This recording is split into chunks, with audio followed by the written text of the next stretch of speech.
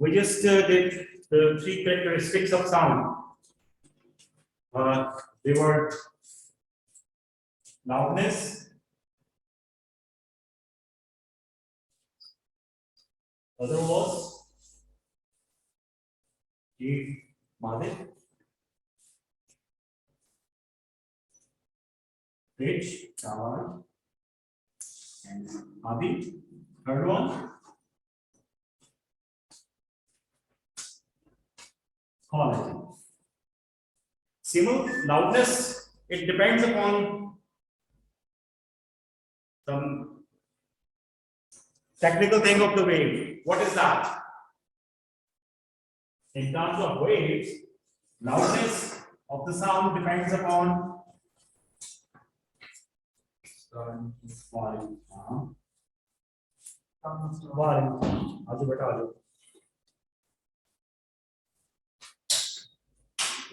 जी, और हम लाउडनेस किस पे डिपेंड करती है? वेव की, साउंड की, एम्पलीट्यूड। मैं इसको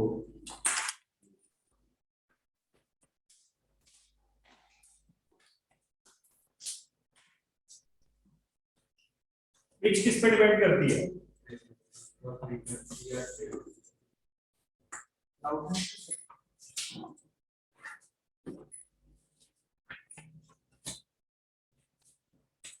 And quality, it enables us to distinguish between two sounds with similar pitch. Sound.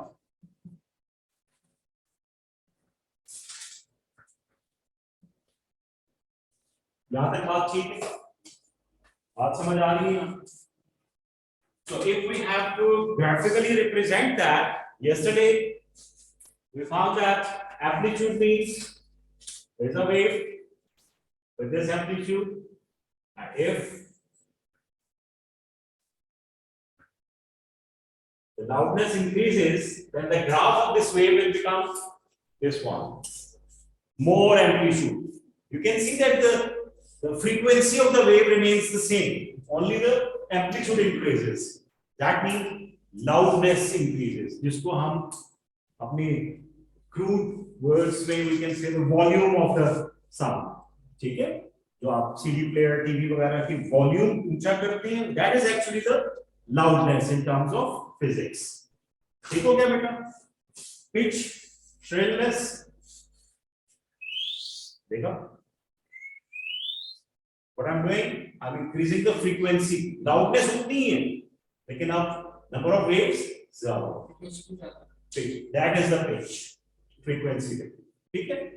और quality, tempered, that means two sounds of nearly same pitch. आदि और मादे अगर दोनों इकट्ठे बोले तो still we can recognize कि ये आदि की voice है और ये मादे की. Although they got the same pitch. अच्छा जी, इसमें पिच में हम टेक्निकल नेम आते हैं श्रिलनेस और ग्रेवनेस. श्रिल और ग्रेव साउंड. ग्रेव क्या होती है? श्रिल जरा स्क्वीकिंग, जैसे बर्ड्स की होती है, ट्विटर और या बच्चों की. ठीक हो गया? So we did all this yesterday. कोई क्वेश्चन इसमें, कोई चीज जो आपने की और समझ में ना आ रही हो?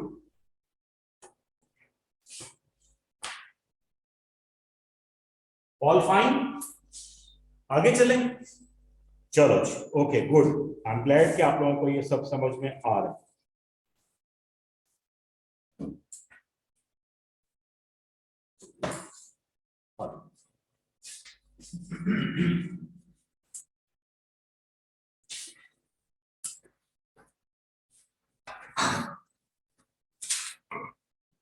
देखो, समटाइम्स होता ही है कि लाइट के केस में आपने मिरर्स के साथ खेला होगा.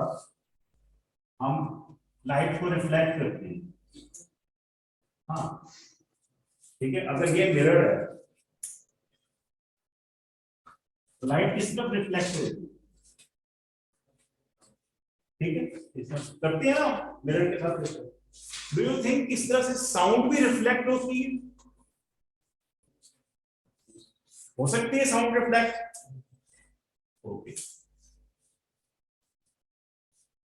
अगर एक माउंटेन है, समटाइम्स अगर आप माउंटेनियस रेंज में गए हो, बड़ी वगैरह की मिल गए, तो वहां पे जाके आप जोर से बोलें, चीखें या क्लैप करें, तो you can hear the reflection, जो जो साउंड रिफ्लेक्ट होके वापस आती है, ठीक है ना, तो उसको हम क्या कहते हैं, साउंड जाएगी और वापस आएगी। दिस इज कॉल्ड इको कह लो, एको कह लो, मींस रिफ्लेक्शन ऑफ साउंड। ठीक है, मालूम बेटा, समझ में आ रहा है?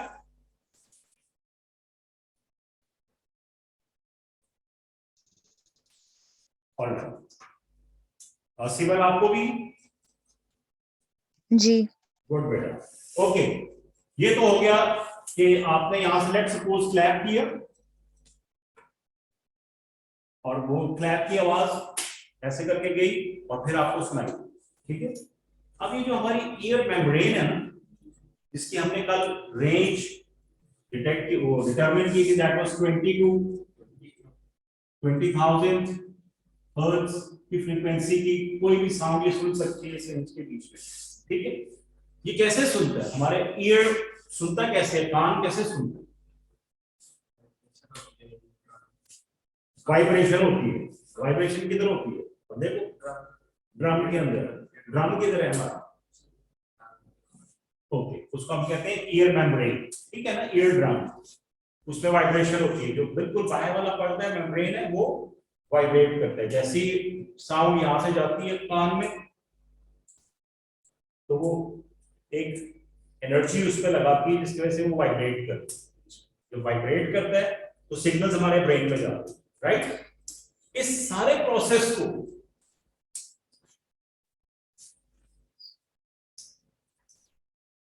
कितना टाइम लगता है? 1/10 ऑफ अ सेकेंड, ठीक है। कान में वाइब्रेशन प्रोड्यूस हुई और उसके सिग्नल्स के ब्रेन में, ब्रेन ने उसको इंटरप्रेट किया मीनिंगफुल सिग्नल्स में, और आपको वो समझ में आया कि ये क्या बात है, ठीक है बेटा। मुझे ये बताओ कि अगर इस साउंड की स्पीड जो है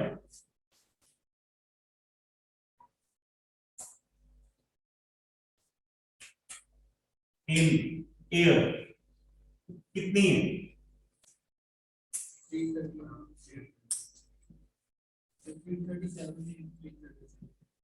शाबाश, 330 मीटर्स पर सेकेंड। तो वाटर में कितनी है?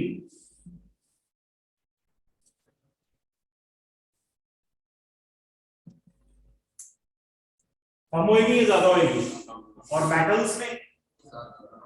ये क्या बात है, ये क्या फिनोमेना होगा? वाटर में क्यों कम है और उसमें क्यों ज्यादा है?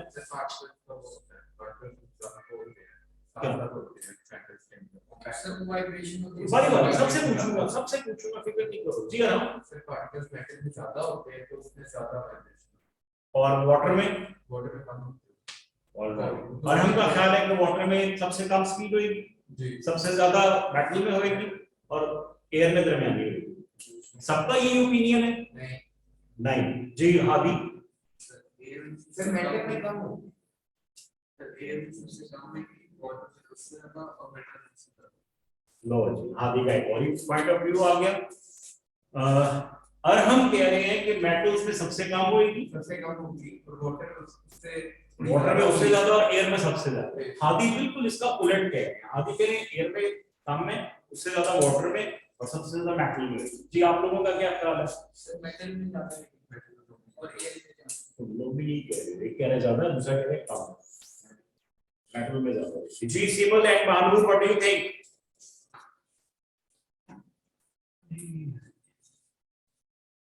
सर आई थिंक मेटल्स में सबसे ज्यादा काम होगी। ऑलराइट, और सिमल यू? वाटर में कम होगी। वाटर में कम होगी, ओके ठीक है, मान लेते हैं सबका ओपिनियन है, we have to respect that. हमें पता है कि ये जो एयर के पार्टिकल्स है, जब हम पार्टिकल्स बना रहे हैं, ठीक है, एयर के, जब भी कोई यहां से साउंड आएगा, कोई भी साउंड वेव आती है, वो क्या करती है, इन पार्टिकल्स को कंप्रेस, ठीक है। तो इसमें कंप्रेशंस ऐसे करते हैं एंड रेयरफैक्शंस प्रोड्यूस होते हैं। कंप्रेशन में पार्टिकल्स करीब करीब होते हैं, रेयरफैक्शन में दूर दूर, ठीक है। यानी यूं समझने के लिए यूं इस तरह से वेव बनती है, इसमें कंप्रेशंस रेयरफैक्शंस बनते हैं। ये आपको सिर्फ मैंने वेव, ये ट्रांसफर वेव का सिंबल था जो मैंने आपको समझाने के लिए बनाया था। ये है लॉन्गिट्यूडनल वेव साउंड, लॉन्गिट्यूडनल इस तरह से बनती है, ठीक है। ये फिर से कंप्रेशन और आगे रेयरफैक्शन, इसको कहते हैं रेयरफैक्शन।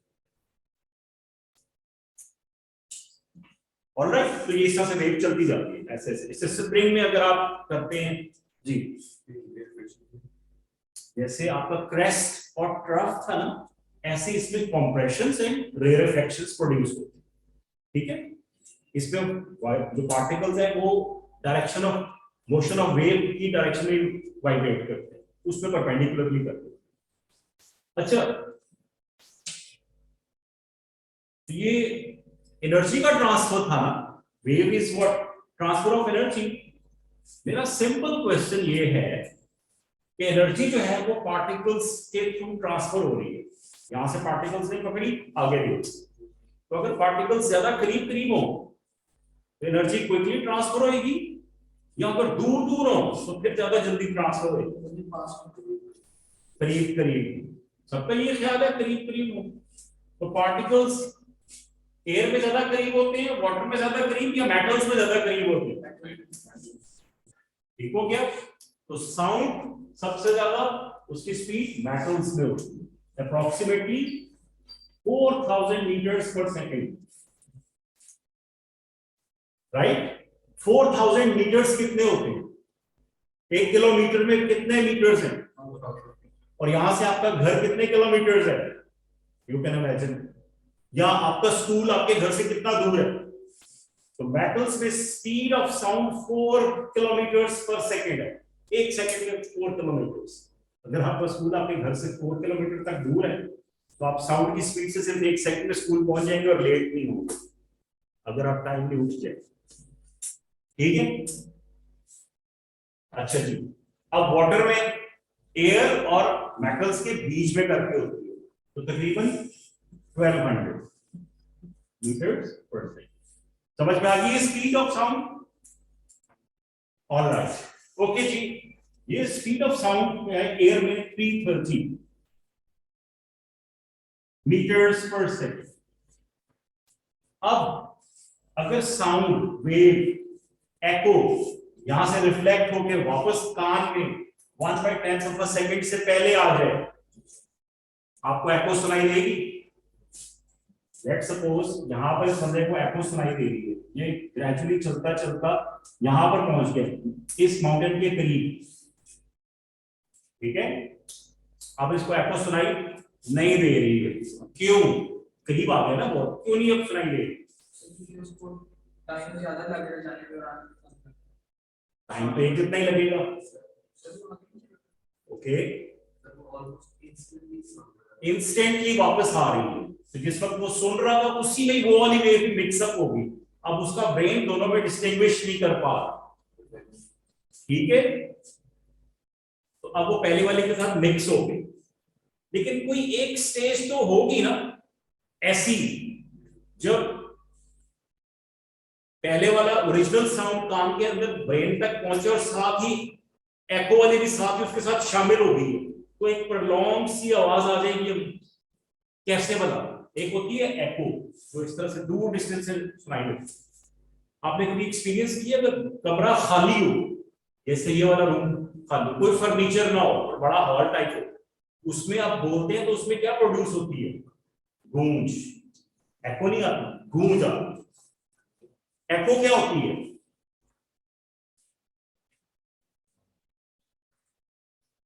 बाज गश्त, एको रिफ्लेक्शन। बाज का मतलब पलट के आना, गश्त नहीं ना आवाज, ठीक है। तो ये तो बाज गश्त होगी एको। ये जो प्रोलॉन्ग्ड आवाज है जो कमरों में आती है हमें, खाली कमरे में या हॉल में, उसको क्या कहते हैं? उसको कहते हैं गूंज। गूंज सुनाई देती है ना कमरे में, गूंज इज डिफरेंट फ्रॉम बास। इसको क्या कहते हैं? रेवर्बरेशन।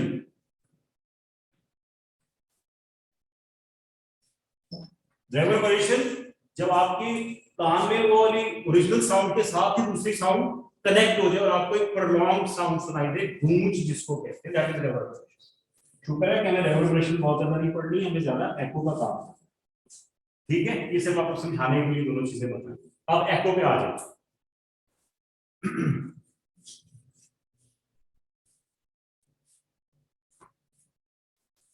तो कोई खास डिस्टेंस है, जब तक यानी 1/10 ऑफ अ सेकंड के बाद अगर साउंड आएगी तो फिर हमें एक अलग से साउंड सुनाई देगी, रिफ्लेक्टेड साउंड, तो उसको हम एको कहेंगे, राइट। लेट्स सपोज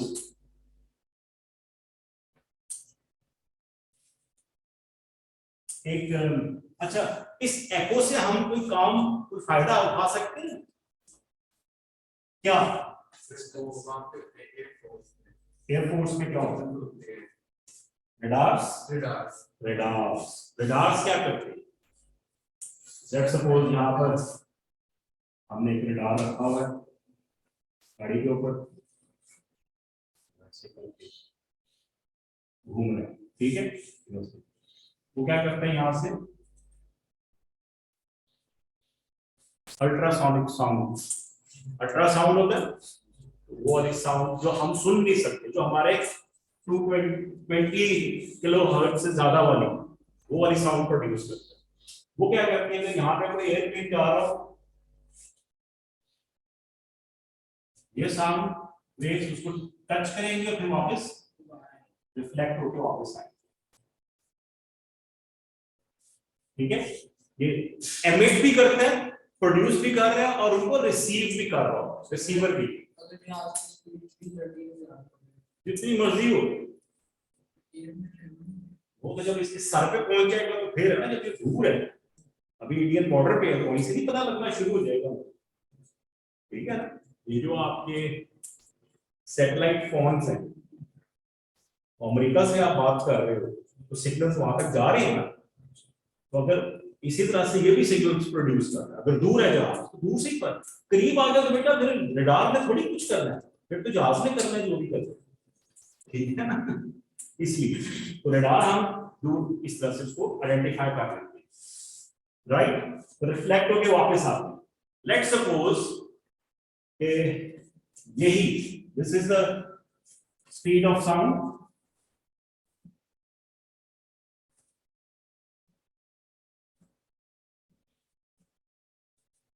ठीक है जी, और टाइम लगा 3 सेकंड्स। बताएं कितना दूर है जहाज,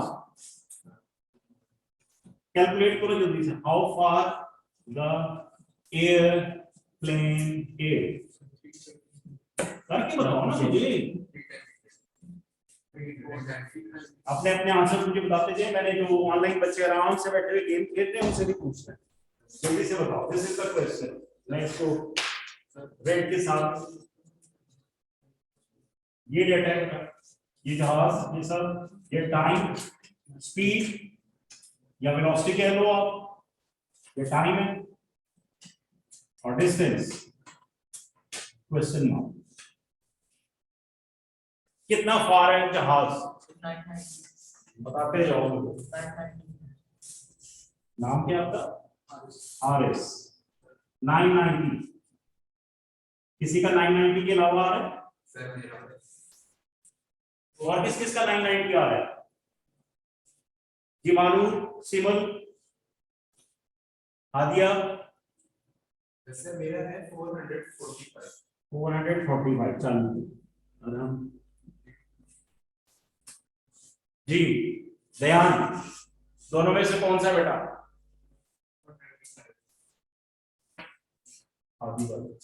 जी चौहान, चौहान। इर्तजाम 990।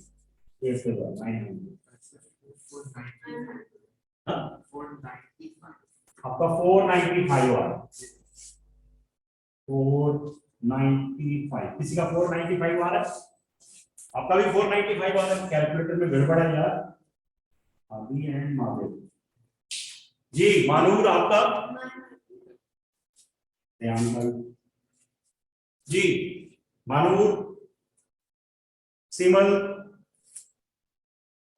990। सिमल सर ये 990 आ रहा है। क्या आ रहा है बेटा? 990। 990, ये मैंने आपको मालूम। सिमल वेटिंग फॉर यू।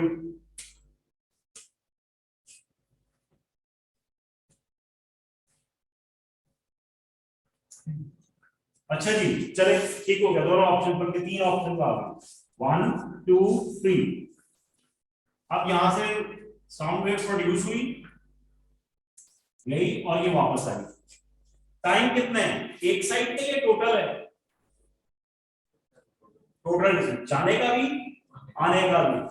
और हमें डिस्टेंस कितना चाहिए, आने जाने का या खाली जाने जाने का?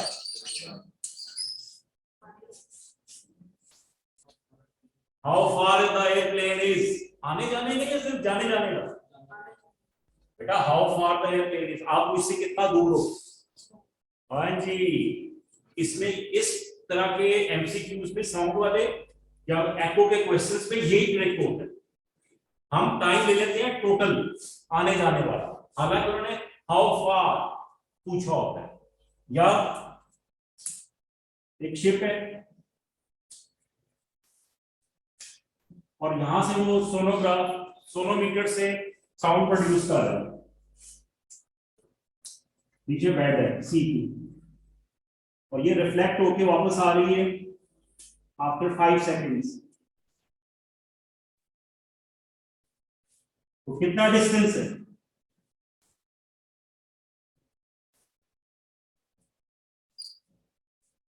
जबकि स्पीड ऑफ इन वाटर है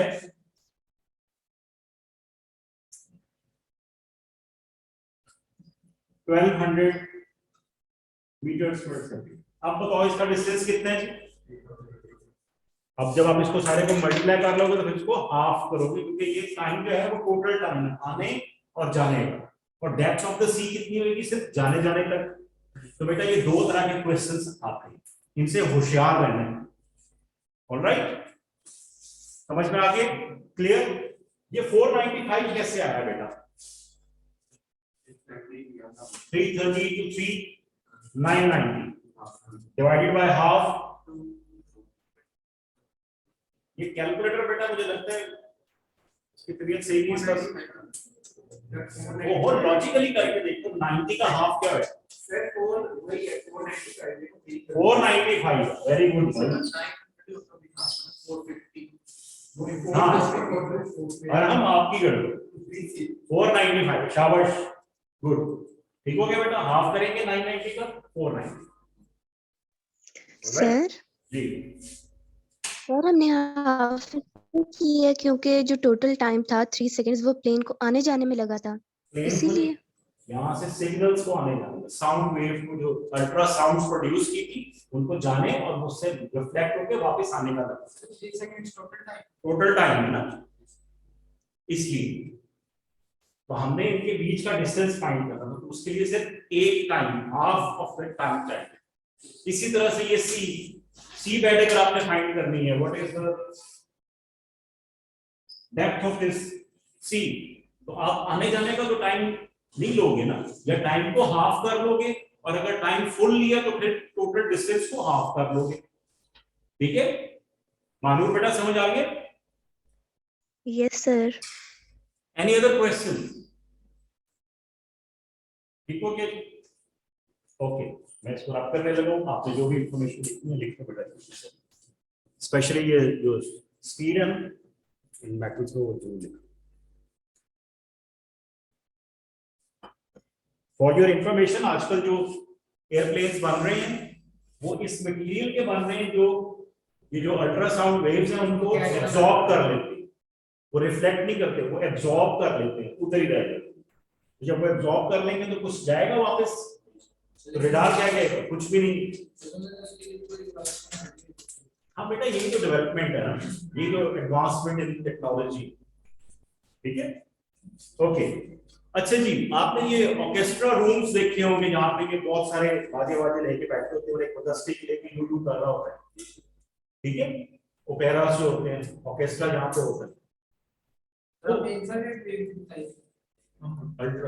अल्ट्रासाउंड नहीं होता, डॉक्टर के पास जाते हैं, पेट में कुछ गड़बड़ हो जाए, किडनीज ये वो, तो वो एक मशीन के साथ, तो उस पे कैसे इमेज बनता है, अल्ट्रासाउंड से, ठीक है।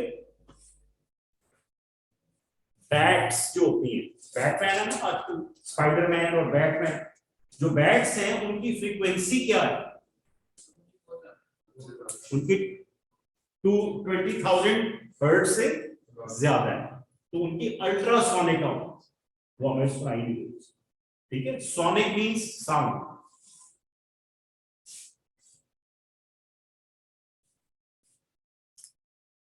जो भी इससे ग्रेटर होगी उसको हम कहेंगे अल्ट्रा।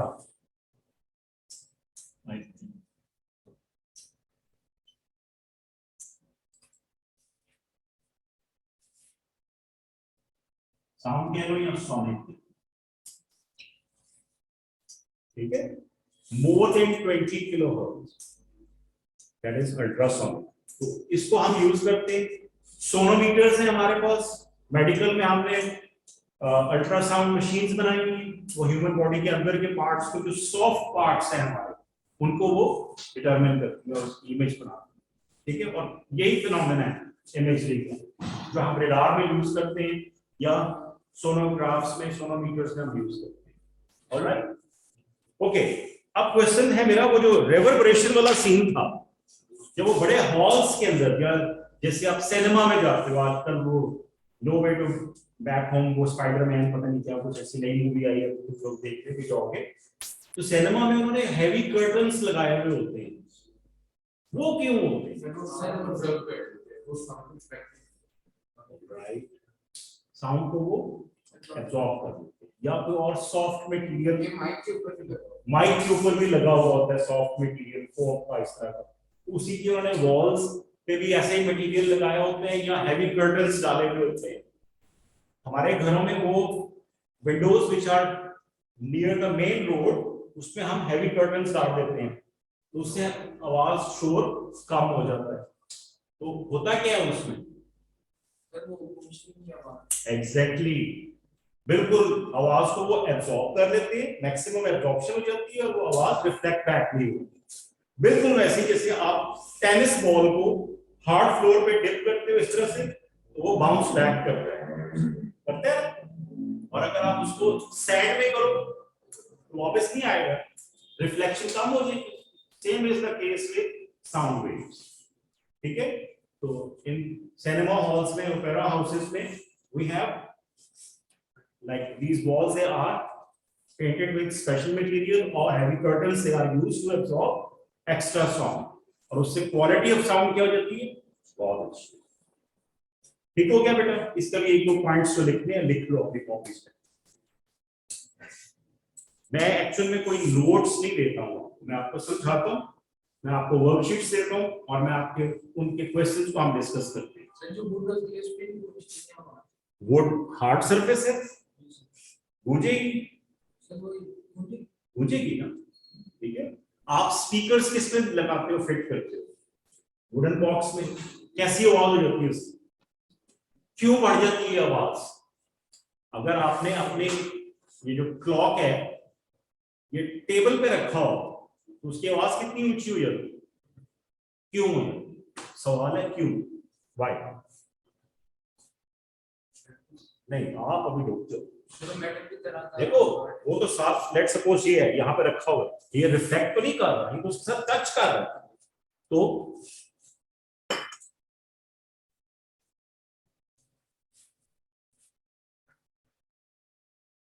कौन बताया, अगर हम किसी भी वाइब्रेटिंग ऑब्जेक्ट को, साउंड हमेशा प्रोड्यूस होती है बिकॉज ऑफ वाइब्रेशन, जब भी हम किसी वाइब्रेटिंग ऑब्जेक्ट को वुडन टेबल पे रखते हैं तो उसकी साउंड इंक्रीज हो जाएगी, कैसे वाला यार, ये आपका जो मोबाइल है, जब आप इसको टेबल पे रखते हो, इवन ये वाइब्रेशन पे भी लगा होता है, कितनी जोर की वाइब्रेशन आती है, कर रहा होता है कि नहीं, पॉकेट में रखा तो पता भी नहीं चल रहा होता समटाइम्स, तो ये उसकी आवाज लाउड क्यों हो,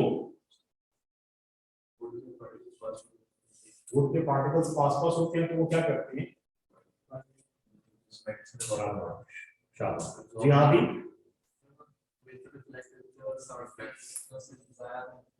अच्छा ऑलराइट, आपका ख्याल है रिफ्लेक्ट होती है, आप कह रहे हो वो भी उसके साथ वाइब्रेट करती है, इर्तजा सेम जी। सिमर और Manoor, what do you think?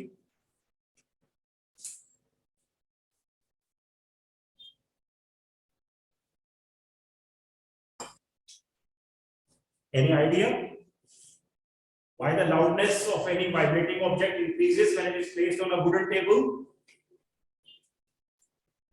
और सर क्योंकि वाइब्रेशन वो पास हो जाती हैं मतलब वुड में।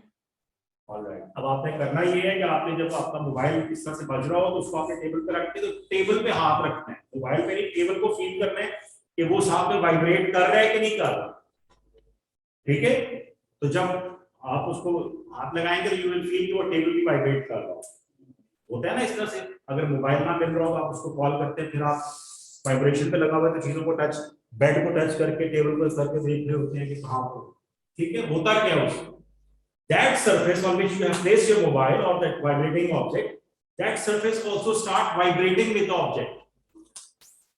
तो जब vibrations का amplitude increase हो जाए तो sound क्या होती है, ये कितना सा ड्रम है, और बहुत अच्छा, तो दोनों का आप कितना हिट करेंगे तो ज्यादा लाउडर साउंड किसकी आएगी, इसीलिए जो वॉर में ड्रम्स यूज होते हैं वो बड़े बड़े, और ये जो हमारे ऑर्केस्ट्रा वगैरह और ये इंडोर होते हैं उसमें छोटे ड्रम्स।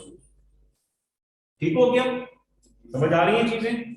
तो साउंड की जितनी भी ये टेक्निकलिटीज है ये हमारी रियल लाइफ में बहुत ज्यादा इसकी इम्प्लीमेंटेशन है, मेटल्स में, सॉलिड्स में स्पीड ऑफ साउंड बहुत ज्यादा है, ठीक है? अगर आपने काउबॉय मूवीज देखी हो, वेस्टर्न मूवीज पुरानी वाली जिसमें काउबॉयज होते थे, तो उसमें वो अपने ओपोनेंट्स को या ओपोनेंट आर्मीज को कैसे आइडेंटिफाई करते थे कि वो लोग आ रहे हैं। पहले तो कोई रडार नहीं होता था, तो वो कान जमीन के साथ लगा देते और हॉर्सेस के जो उसके ना हॉर्सशू की जो आवाज वो सुन ले, बिकॉज साउंड उसमें सॉलिड्स ने बहुत जी स्पीड से आ, स्पीड इंक्रीज कर दो, उस तरह से वो सुन। आप अगर वो वाली मूवीज देखी हो आपने, तो जब वो वहां से एस्केप करते थे कि हमारे एनिमीज को ना पता चले, even in the Muslim Wars जो थी हमारी हिस्ट्री की, तो वो अपने हॉर्सेस के शूज को कवर करते थे थिक क्लोथ्स, उनको जैसे सॉक्स होती है ना वैसे वो थिक क्लोथ्स पहना के वहां से एस्केप कर जाते थे, तो पता नहीं चलता। तो जो स्पाइज होते थे वो इस तरह से कान लगा के सुना करते थे by using this property of sound, high speed in solids, ठीक है? ओके, आई एम श्योर काफी सारी चीजें समझ में आ रही होंगी, कनेक्शंस बन रहे हैं, गुड। तो इसमें जो इंपॉर्टेंट चीजें हैं पूरे साउंड के चैप्टर में वो बेटा 2 या 3 चीजें हैं। नंबर 1 आपको इसकी कैरेक्टरिस्टिक्स सब साउंड आनी चाहिए, लाउडनेस, पिच, क्वालिटी, ये एक एस्पेक्ट है। दूसरा आपका एको वाला, वो वेव्स क्या है, वो वेव्स, ठीक है बेटा, वो वेव्स, वेव्स और साउंड बड़ा इकट्ठा है। अब एको के क्वेश्चंस में मैंने आपको बता दिया कि ये जो टाइम वाला फैक्टर है इसका आपने बहुत ध्यान रखना, ठीक है? बिल्डिंग या सीट की बेड जो है वो फाइंड करने के लिए they just give you the time and they provide you the speed of the sound in that particular liquid or substance, ठीक है? तो उसमें दोनों तरफ का नहीं, एक साइड का, या क्वेश्चन गौर से पढ़ना। वो ये भी कर सकते हैं कि आपको डिस्टेंस दे दें और आपसे कहेंगे this find the time, let's suppose distance है अगर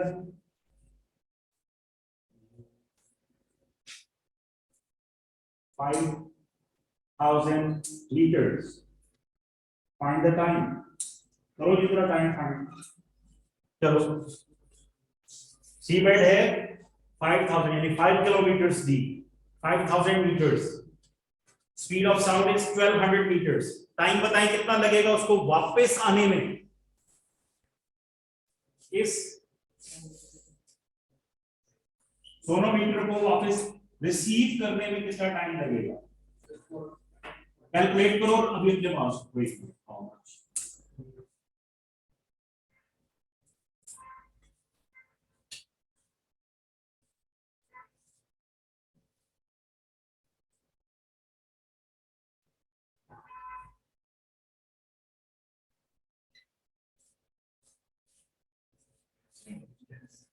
हाँ जी, this is 5000 meters.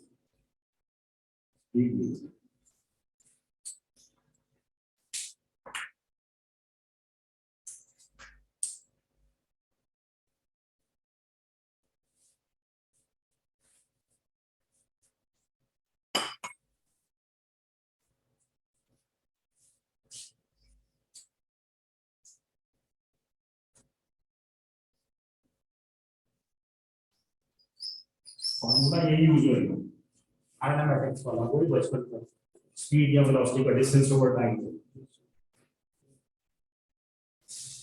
Ji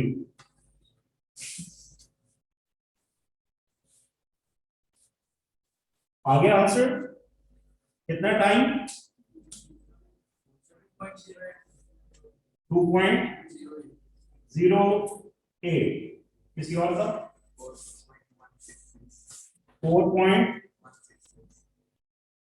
8.33 total time ढूंढने की लिखा हुआ question, how much time will it take to come back?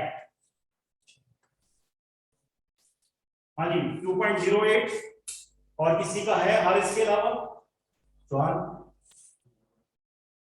0.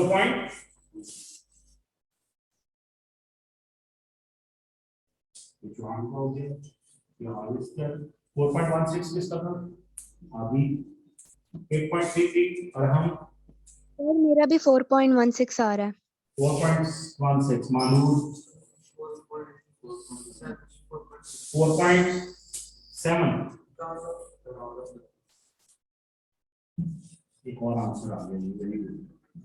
4.7 round of करके 17 और 17 तो सेम है, वो तो 166 आ रहा था, इसको आप राउंड करके 17 कह सकते हो। चलो ठीक है, ये हाँ दिखा दूंगा, ध्यान 0.024 ओके तो हाँ ध्यान सिंबल बेटा को समझ 4.1 बेटा 4.16 4.16 ऑलराइट, शाबाश, सबके आंसर सबने एफर्ट्स किए हैं, वेरी गुड एक्सीलेंट। आओ देखते हैं इसमें से करेक्ट कौन सा हुआ। क्वेश्चन क्या है, how much time it will take to come back? Come back का मतलब जाने का भी एंड वापस आने का, टोटल टाइम चाहिए हमें, ठीक है, और डिस्टेंस कितना है वन साइड का। तो ये जो टाइम हम फाइंड करेंगे, velocity is equals to distance over time के साथ, टाइम इधर आ गया, वेलोसिटी नीचे चलेगी, तो t is equals to d over v। We have made time as a subject, ठीक है। तो ये क्या है, ये वन साइड का टाइम है, ये डबल नहीं है, बिकॉज डिस्टेंस आपने कितना लिखा है यहाँ पे, सिर्फ एक साइड का, इसलिए टाइम भी कितना आएगा, वन साइड, ओके। तो जब आपने डिस्टेंस वन साइड का लिया है, आई मीन 5000 डिवाइडेड बाय 1200, कितना टाइम आ गया, 4.166। ये तो एक साइड का है, इसको डबल करेंगे तो क्या आएगा? सर हमें कैसे पता था ये वन साइड का है डिस्टेंस? क्वेश्चन पढ़ने, ठीक है, आपको फाइंड करना था how much time it will take to come back, it means जाने का और आने का। अब आपने फॉर्मूले में क्या क्या चीजें यूज की हैं वो आपको बताएंगे। जो आपने डिस्टेंस यूज किया है वो आपने आने और जाने का यूज किया, या सिर्फ जाने का यूज किया है? ये जो 5000 मीटर्स हैं, ये साउंड ने पूरा ट्रेवल किया था या खाली सी बेड की डेप्थ है? जब सी बेड की डेप्थ है खाली, तो इसका मतलब है कि 5000 यहां से जब साउंड गई थी तो उसने 5000 कवर कर लिया। अब वापसी का भी तो 5000 करना है कि नहीं करना? तो यहां पर अगर आप डिस्टेंस 5000 प्लस 5000 10,000 लिखते हो, फिर तो आपका टाइम बिल्कुल फिट लेकर आएगा। और अगर आपने 5000 से किया तो that is for one side, समझ रहे हो बेटा, ये छोटे छोटे सी टेक्निकलिटीज ट्रिक्स हैं, इनको प्रैक्टिस से आप लोग पता कर सकते हैं। यही एको में भी, इसमें भी और एको सेम केस है, ये एक पॉइंट को यूज करते हैं एमसीक्यूज में भी, शॉर्ट क्वेश्चन में भी, ठीक है। तो इसको आज आपने थोड़ा सा अपने टॉपिकल से पास्ट पेपर बुक से करना है, रिवाइज करना। तो हमने with this we have just concluded this sum, alright. I am just sharing the marks of the test with you people, और उसकी मार्किंग स्कीम भी मैं शेयर कर रहा हूँ जिन बच्चों ने टेस्ट दिया था। आई एम ग्लैड दैट आप लोगों ने अच्छा किया हुआ है, लेकिन कम बच्चों ने शेयर किए, ऑलराइट। तो मैं आपके मार्क्स आपको शेयर कर रहा हूँ। अगर किसी को कोई क्वेश्चन नहीं समझ में आएगा तो कल उसको आप ही डिस्कस करते हैं, ठीक है।